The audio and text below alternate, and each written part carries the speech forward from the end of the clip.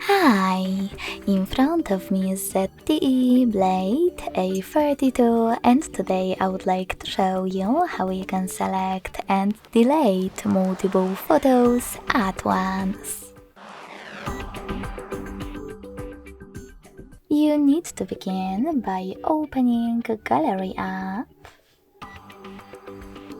and selecting photos or folders at the bottom. Wherever you decided, when you're ready, just hold one of your photos that you wish to get rid of.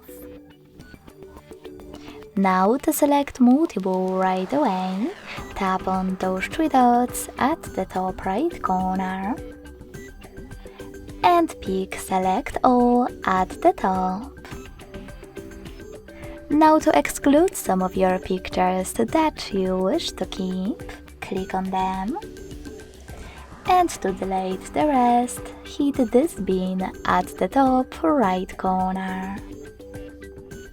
As you can see, after that, all of my photos were successfully selected and deleted.